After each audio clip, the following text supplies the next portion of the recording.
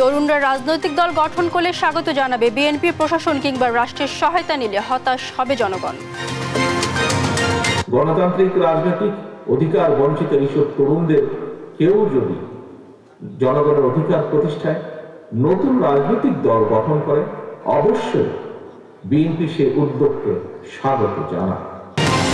৫৪ বছরের মানুষ নির্যাতনকারীদের কালো তালিকা প্রকাশের দাবি জামায়াতের, নির্বাচনের আগে ফ্যাসিস্টের বিচারের দাবি। দিল্লির প্রেসক্রিপশনে কেউ কথা বলে বিরোধ হবে, মন্তব্য উপদেষ্টা মাহফুজ আলমের, নির্বাচন করতে পারবে না আওয়ামী লীগ। এ যেন আরেক আয়নাবাজি, দ্বিতীয় মামলায় বেরিয়ে এলো থলের বিড়াল। চাঁপাইনবাবগঞ্জের টাকার লোভে বদলি জেল খাটছে যুবক। ইটভাটার পাশের জমি দখলে হত্যা, আগুন, সাতক্ষীরার মোস্তাকের বিরুদ্ধে হত্যা মামলা নিয়ে মুখে কুলু পেটেছে পুলিশ ও বিচার দাবি। কথা রাখলো হামাস, জিম্মি দশা থেকে ছাড়া পেলেন 4 সেনা। ইসরায়েলি কারাগার থেকে মুক্ত 200 ফিলিস্তিনি।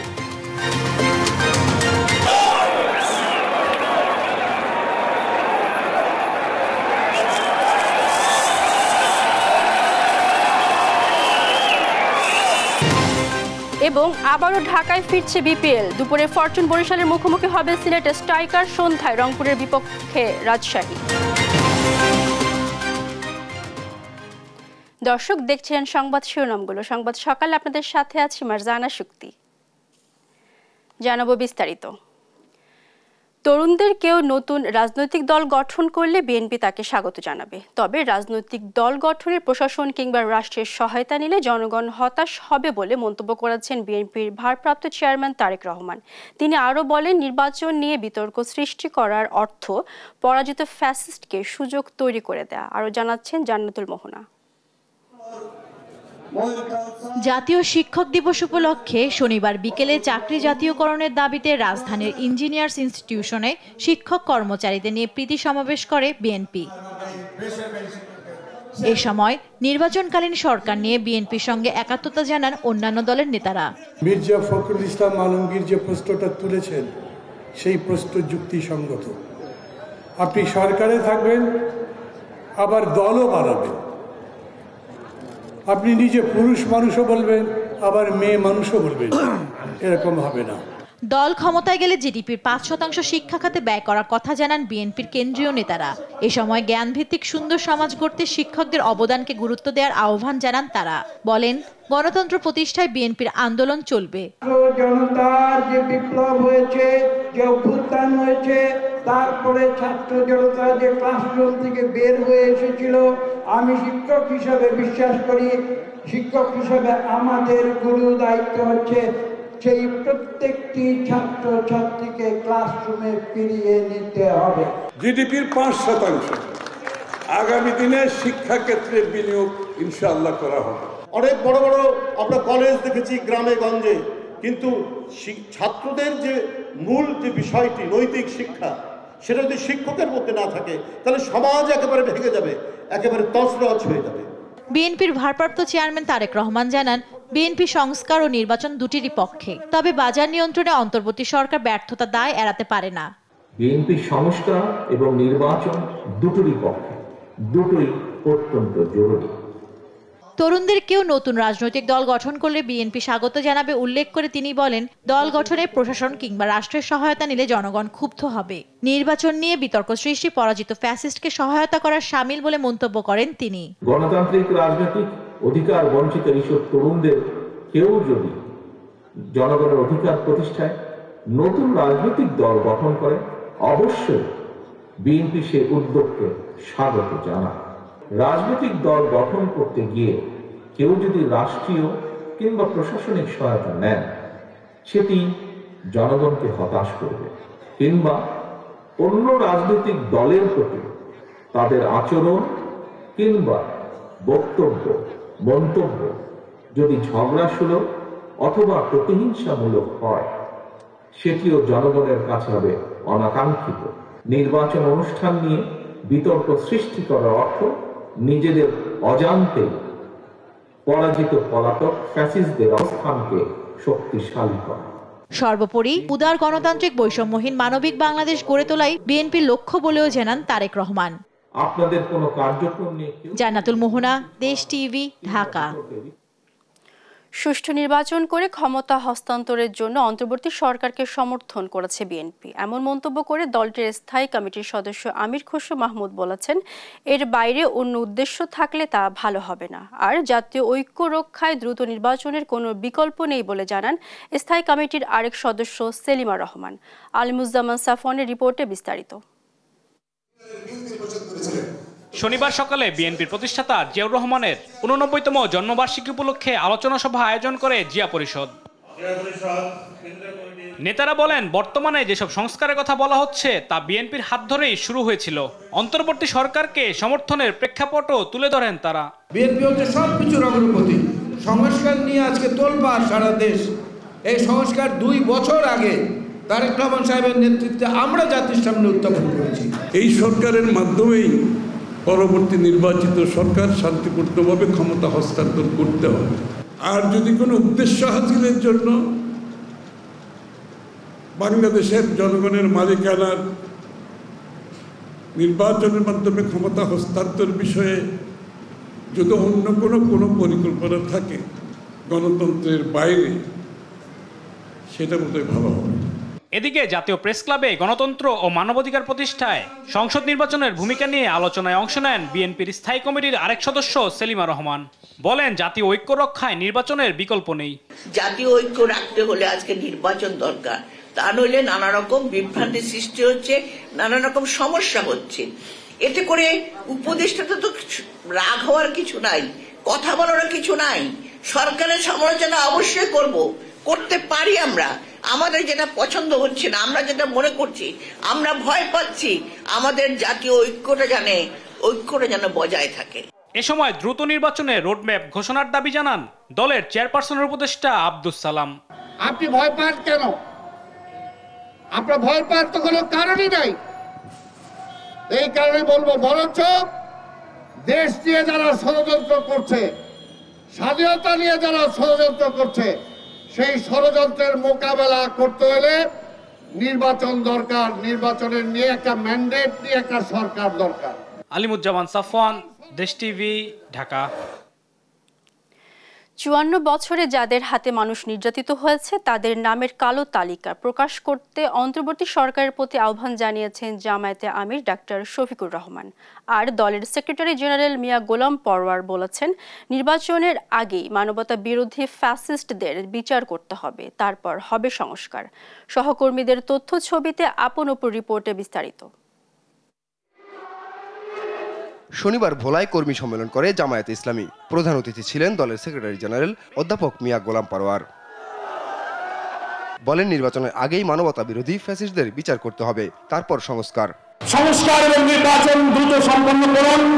যৌক্তিক সময় যেটুকু লাগবে জামায়াত ইসলামী সে সময় দেবে, তবে এই নির্বাচনের আগে মানবতা বিরোধী অপরাধীদের বিচার কাজ করতে হবে, জনগণ এটা দেখতে চায়। এদিন দিনাজপুরে কর্মী সম্মেলনে প্রধান অতিথির বক্তব্য রাখেন জামায়াত আমির ডাক্তার শফিকুর রহমান। গুলি করে পঙ্গু বানায় ফেলতে পারে, মামলা দিয়ে জেলে নিতে পারে, তারপরেও শুধু আল্লাহকে পরোয়া করে, এগুলাকে আমরা পরোয়া করি নাই। এ সময় তিনি 54 বছরে যাদের হাতে মানুষ নির্যাতিত হয়েছে তাদের নামের কালো তালিকা প্রকাশ করতে অন্তর্বর্তী সরকারের প্রতি আহ্বান জানান। গত 54 বছরে বাংলাদেশে বিভিন্ন ধর্মের মানুষ যাদের হাতে নির্যাতিত হয়েছে, যাদের উপর জুলুম করা হয়েছে, সেটা খুন, দর্শন, লুট, দখল যাই হোক, চাঁদাবাজি হোক, এদের নামের কালো তালিকা প্রকাশ করে দেন। কোনো জায়গায় কোনো কিছু ঘটলেই সাথে সাথে জামাতে ইসলামীকে দোষ দেয়, এটা এদের বদ হাসলত। এরা জাগরণেও জামাতকে ভয় পায়, এরা গুমের মধ্যেও জামাতকে ভয় পায়। এই ভয়ের জায়গা থেকে তারা ঘায়েল করতে চায় আমাদেরকে, নিজেরা অপকর্ম করে তার দায় আমাদের উপরে চাপায়। এ সময় গেল 15 বছরে আওয়ামী লীগের নির্যাতন, লুটপাট ও অপশাসনের কথাও তুলে ধরেন জামায়াত আমির। আপন অপু, নিউজ ডেস্ক, দেশ টিভি। 4 দিনের সরকারি সফর শেষে সুইজারল্যান্ড থেকে দেশে ফিরলেন অন্তর্বর্তী সরকারের প্রধান উপদেষ্টা অধ্যাপক ডক্টর মোহাম্মদ ইউনূস। শনিবার বিকেলে 5টার দিকে হযরত শাহজালাল আন্তর্জাতিক বিমানবন্দরে পৌঁছান তিনি। প্রধান উপদেষ্টার প্রেস উইং জানিয়েছেন, সুইজারল্যান্ডের দাভোসে বিশ্ব অর্থনৈতিক ফোরামের বার্ষিক সভার বিভিন্ন অধিবেশন এবং অন্যান্য উচ্চ পর্যায়ের সাইডলাইনে কমপক্ষে 47টি অনুষ্ঠানে যোগ দিয়েছেন ডক্টর মোহাম্মদ ইউনূস। WEF চলাকালে খুব ব্যস্ত সময় কাটিয়েছেন করেছেন প্রধান উপদেষ্টা। এ সময় বেশ কয়েকজন সরকার প্রধান, রাষ্ট্রপ্রধান ও বিশিষ্ট ব্যক্তিদের সঙ্গে বৈঠকে যোগ দেন ডক্টর মোহাম্মদ ইউনূস। সংস্কার কমিশনের সুপারিশের ভিত্তিতে ন্যূনতম সংস্কার শেষে দ্রুত নির্বাচন হবে। সেখানে ভারতপন্থী আওয়ামী লীগ কোনোভাবেই অংশ নিতে পারবে না বলে জানিয়েছেন উপদেষ্টা মাহফুজ আলম। শনিবার লক্ষ্মীপুরের রামগঞ্জে স্থানীয় ছাত্র জনতার সংবর্ধনা অনুষ্ঠানে একথা বলেন তিনি। উপদেষ্টা আরও বলেন, অন্তর্বর্তী সরকার নিরপেক্ষ থেকে নির্বাচন আয়োজন করবে, তবে কেউ দিল্লির প্রেসক্রিপশনে চললে তার সঙ্গে বিরোধ হবে বলেও হুঁশিয়ারি দেন তিনি। হাসান মাহমুদের রিপোর্ট, জানাচ্ছেন মোহাম্মদ সাকিব। জুলাই বিপ্লবের অন্যতম সংগঠক অন্তর্বর্তী সরকারের উপদেষ্টা মাহফুজ আলমের নিজ গ্রামে সফর উপলক্ষে সংবর্ধনার আয়োজন করেন রামগঞ্জের সর্বস্তরের ছাত্র জনতা। শনিবার এই সংবর্ধনা অনুষ্ঠানে যোগ দেয় স্থানীয় বিভিন্ন রাজনৈতিক দল ও সামাজিক সংগঠনের নেতারা। বিচারের দাবি নিয়ে সামনের সারিতে যোগ দেন বৈষম্য বিরোধী আন্দোলনে শহীদ পরিবারের সদস্যরা। যারা আমাদের সন্তানদের খুন করছে তাদের পাশে চাই, এর চেয়ে আর বড় কিছু চাওয়ার নেই, সে বেশি কিছু আমার আর চাওয়ার নেই। 6 মাস হয়ে গেছে আমার ছেলে হারা গেছে। আমি বুঝি আমার ছেলে হারানোর কত কষ্ট, কত বেদনা। আমার ছেলে আজ 6 মাস আমাকে একবার আম্মু করে ডাকে না, খাইতেও আসে না। আমার একমাত্র ছেলে, আমি এই দুঃখ আমি কার কাছে বলবো? আমিও চাই যারা আমার ছেলেকে মারছে তাদের বিচার হোক। জুলাই আন্দোলনের অন্যতম সংগঠক মাহফুজ আলমকে পেয়ে গর্বিত বলে জানান স্থানীয়রা। সে আমাদের গর্বিত সন্তান, আমাদের সন্তান, সে রামগঞ্জের গৌরব নিয়ে আসছে আমাদের জন্য, এটা আমাদের একটা অহংকার। অনুষ্ঠানে উপদেষ্টা মাহফুজ আলম বলেন, বাংলাদেশে এখন সেনা শাসনের কোনো প্রেক্ষিত নেই। যারা রক্ত দিয়ে স্বৈরাচারের পতন করেছে তারাই সংস্কার করবে। বাংলাদেশে সেনা শাসন আসার কোনো প্রেক্ষিত নেই। আমরা এবার কারো মদদে, কোন রাষ্ট্রের মদদে হাসিনাকে উৎখাত করিনি। আমরা জনগণ, ছাত্র জনতা রক্ত দিয়ে হাসিনাকে উৎখাত করেছি। সরকারের সাথে অন্যান্য ফ্যাসিবাদ বিরোধী শক্তির কোনো বিরোধ নেই, তবে যারা দিল্লির প্রেসক্রিপশনে চলবে তাদের সাথে বিরোধ হবেই বলে হুঁশিয়ারি দেন মাহফুজ। বাংলাদেশপন্থী কারো সাথে আমাদের কোনো বিরোধ নেই, কিন্তু দিল্লির দাবিদারি করার কোনো অপচেষ্টা হলে বিরোধ হবেই হবে। এদিন চাঁদপুরের হাজীগঞ্জে পথসভায় কথা বলেন উপদেষ্টা। বলেন, আগামী নির্বাচন হবে বাংলাদেশপন্থীদের, ভারতপন্থী আওয়ামী লীগকে নির্বাচনে অংশ নিতে দেয়া হবে না বলেও স্পষ্ট জানিয়ে দেন মাহফুজ আলম। যারা বাংলাদেশপন্থী তাদের মধ্যকার নির্বাচন হবে, বাংলাদেশ বিরোধী আওয়ামী লীগ ফ্যাসিবাদীদের কোনোভাবেই নির্বাচনে অংশগ্রহণ করতে দেওয়া হবে না। সংস্কার কমিশনের সুপারিশের ভিত্তিতে ন্যূনতম সংস্কার শেষেই হবে আগামী নির্বাচন। নির্বাচনের মাধ্যমেই গণতন্ত্রের পথে যাত্রা হবে বলেও জানান এই উপদেষ্টা। মোহাম্মদ সাকিব, দেশ টিভি। ভারতীয় সাম্রাজ্যবাদ এত সহজে হার মানবে না। দেশটি ইসকন কার্ডে ব্যর্থ হয়ে এবার নতুন করে প্রধান উপদেষ্টার পদত্যাগের গুজব ছড়ানোর চেষ্টা করেছে, এমন মন্তব্য করেছেন আমার দেশ পত্রিকার সম্পাদক মাহমুদুর রহমান।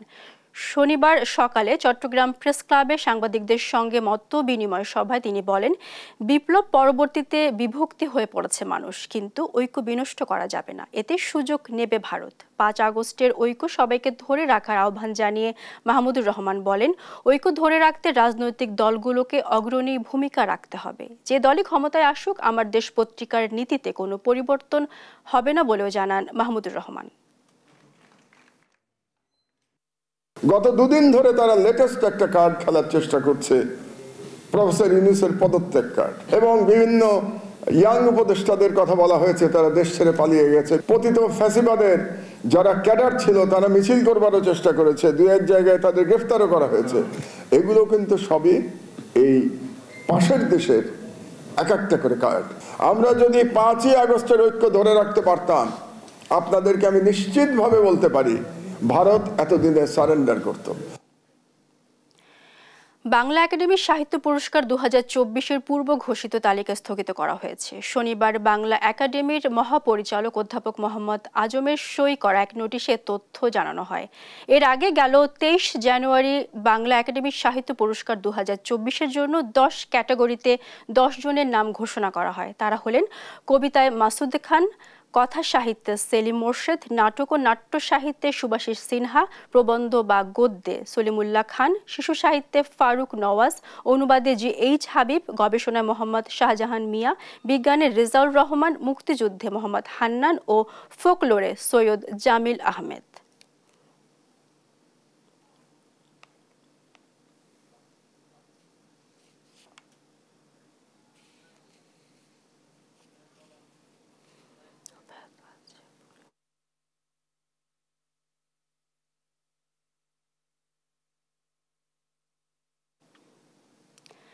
শীতের দাপট অব্যাহত আছে উপকূলীয় জেলা ভোলায়। এ নিয়ে আরও জানাতে সরাসরি যুক্ত হচ্ছেন সহকর্মী ছোটন সাহা।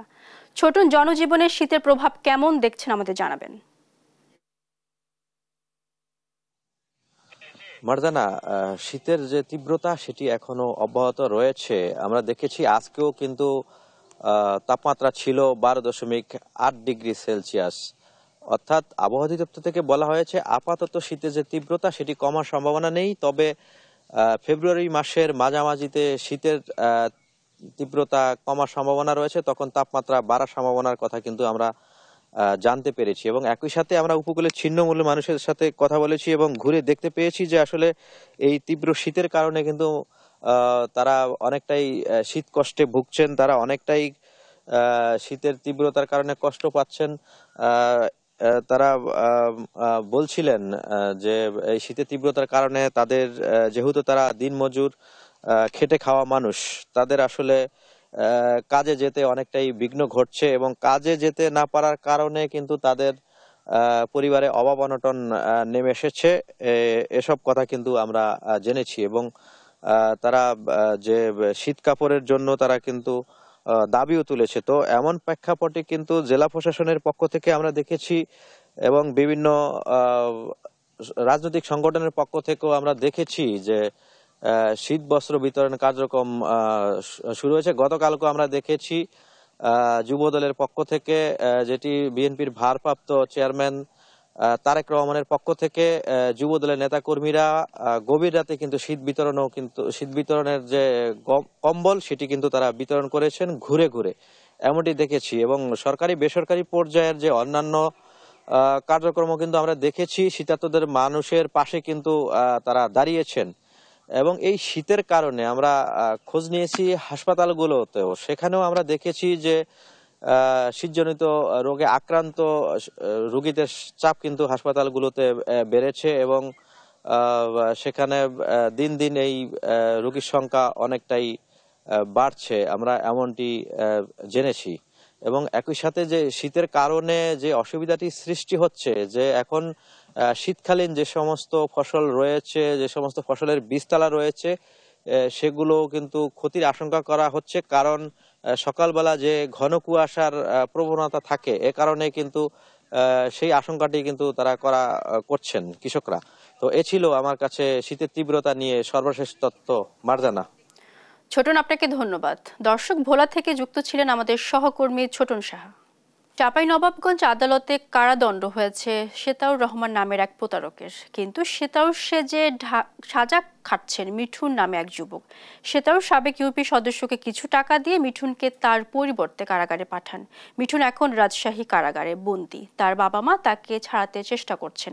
মানবাধিকার কর্মীরা বলছেন এটি মানবাধিকারের চরম লঙ্ঘন। সহকর্মী তারেক রহমানের তথ্য ও চিত্রে মোহাম্মদ আলাউদ্দিনের রিপোর্টে বিস্তারিত জানব।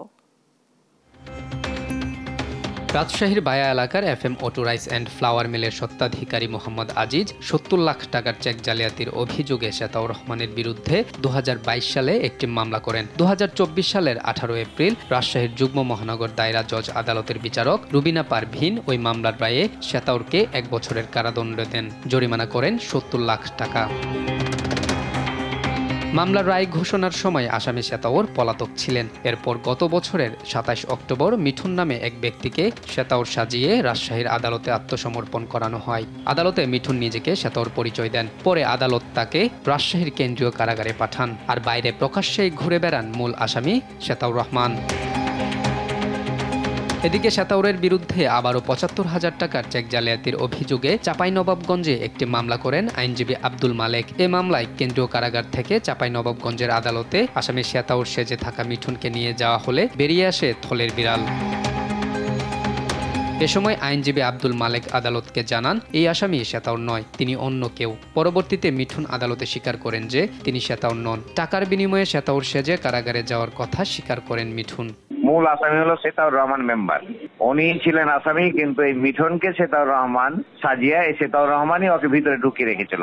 অবশ্য মিঠুনের বাবা মায়ের দাবি দরিদ্রতার সুযোগ নিয়ে শ্বেতাউর প্রতারণা করে কারাগারে বন্দী রেখেছে তার ছেলেকে। তারা এই ঘটনার তদন্ত করে মিঠুনের মুক্তির দাবি জানান। ওরা ঠিক হয়ে যায় 15 দিন 20 দিন পর আমি জানতে পারছি কি ওকে জেলখানা তো বদলি জেলখানা পটকে বাহির কিনকে নিয়ে চলে এসে কয়েকদিন পর জানতে পারছি তা চিল্লানি উনি চাচানো না কিছু বললো না জেনে। এদিকে এমন ঘটনায় হতবাক মিঠুনের প্রতিবেশীরাও। শ্বেতাউর মেম্বারের চেকের কাছে ওই জেল কাটছে মিঠুন।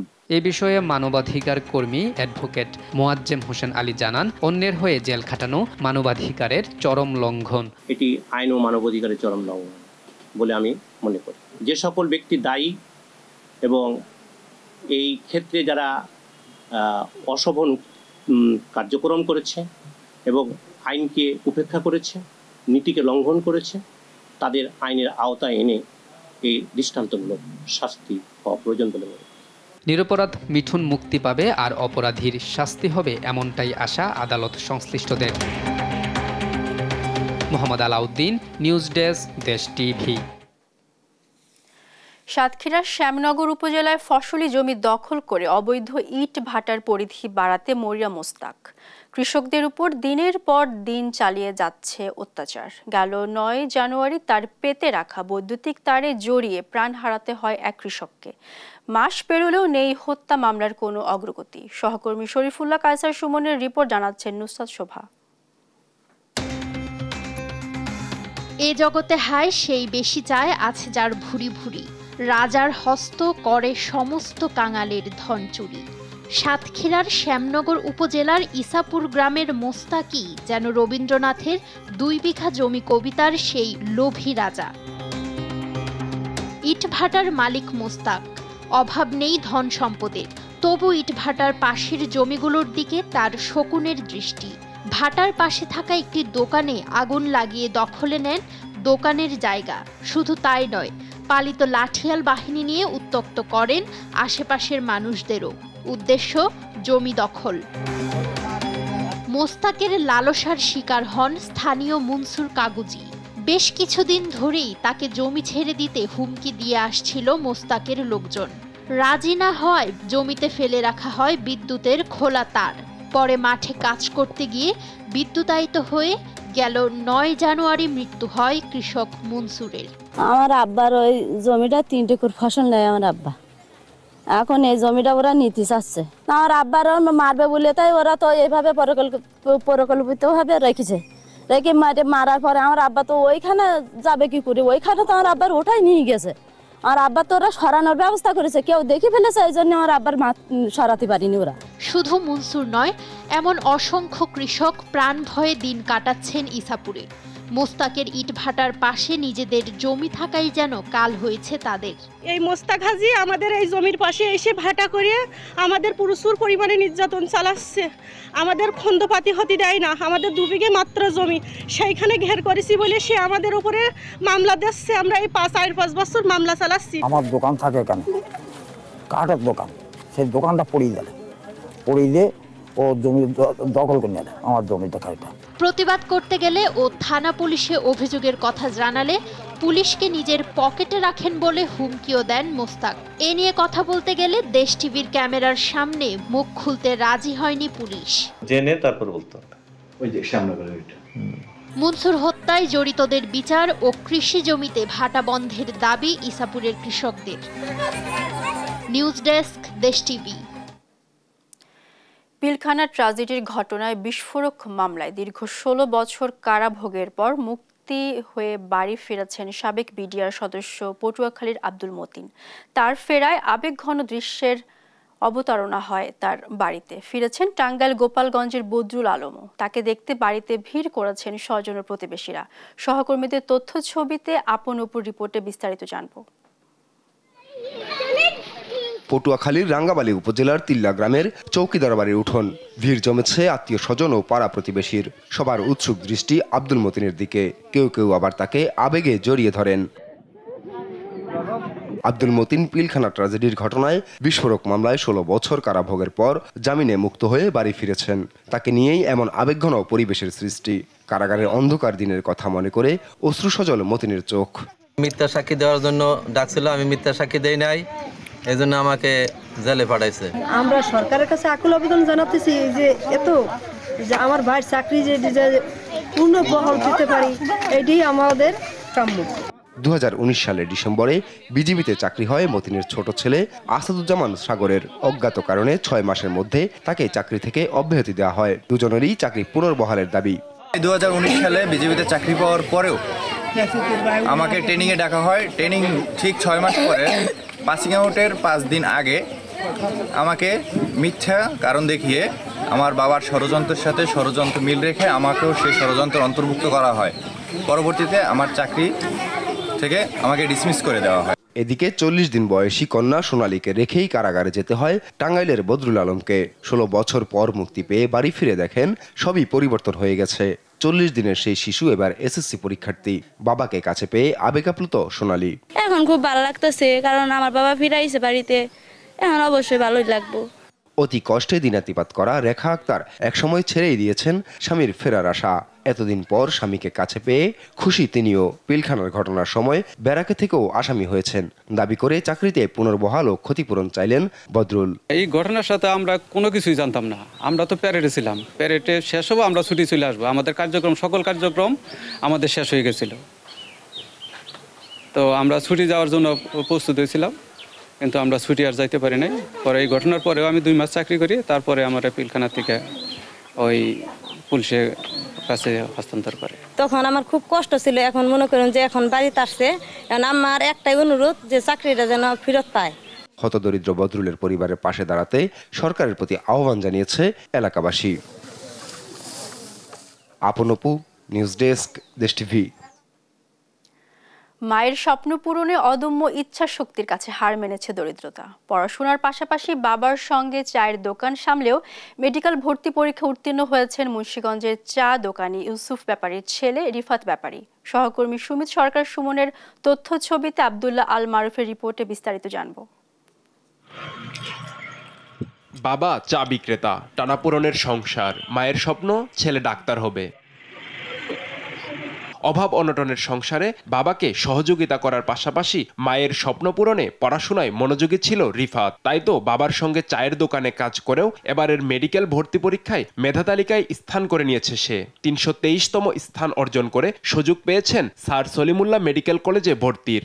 আমরাও চিকিৎসা গরিব মানুষ, সেরকম চিকিৎসা পাই না, ওইটা থেকে মানে ওর ইচ্ছা। ছেলে ডাক্তারি চান্স পাইছে, এখন মনে করেন যতই কষ্ট হোক না কেন এইভাবেই চার বেচে আমার উপার্জন কইরা ছেলেকে টাকা পয়সা দিতে হবে, চালাইতে হবে, আর নিজেরও চলতে হবে। কথায় আছে ইচ্ছে থাকলে উপায় হয়। তারই উদাহরণ রিফাত। তাকে দমাতে পারেনি পরিবারের অসচ্ছলতা, অভাব অনটন। অদম্য ইচ্ছা শক্তি আর মনোবলই তাকে পৌঁছে দিয়েছে স্বপ্ন পূরণের দ্বারপ্রান্তে। আমার মাও স্বপ্ন দেখাইছে, দেখছি। সেই জায়গা থেকেই ডাক্তার একটা ম্যাজিক জানে, একটা রোগীকে সে চাইলেই সুস্থ করে দিতে পারে। অবশ্যই এর উপর আল্লাহর রহমত আছে, তারপরেই তো ডাক্তার। রিফাতের সাফল্যে খুশি তার শিক্ষক, সহপাঠী ও এলাকাবাসী। শিক্ষকদের থেকে কিভাবে আদায় করে নিতে হয়, কিভাবে শিক্ষার উচ্চ শিখরে পৌঁছতে হবে, এর লক্ষ্যটার মধ্যে ছিল। পান খুললা দিলে থেকে দোয়া করি, আল্লাহ এই জন্য আশা পূর্ণ করে। আমরা চাই রিফাত একজন ভালো ডাক্তার হয়ে এলাকাবাসীর সেবা করুক। রিফাতের জন্য দোয়া ও শুভকামনা রইল। তবে উচ্চশিক্ষা অর্জনে মেডিকেলে ভর্তি অনিশ্চিত রিফাতের। চায়ের দোকানের আয়ে টানাপোড়েনের সংসার চালাতেই কষ্ট হয় তার বাবার। তবে রিফাতের পরিবারের পাশে থাকার আশ্বাস দিয়েছে উপজেলা প্রশাসন। আমরা উপজেলা প্রশাসন তাকে গিয়ে আমরা তাকে কিছু অনুদান দেওয়ার চেষ্টা করছি, এবং ভবিষ্যতেও তার যে কোনো প্রয়োজনে আমরা উপজেলা প্রশাসন তার পাশে থাকার চেষ্টা করব। উপজেলা প্রশাসনের আশ্বাস বাস্তবায়নের দিকে তাকিয়ে সিরাজদি খানের মজিদপুর গ্রামের রিফাত ব্যাপারীর পরিবার। নিউজ ডেস্ক, দেশ টিভি।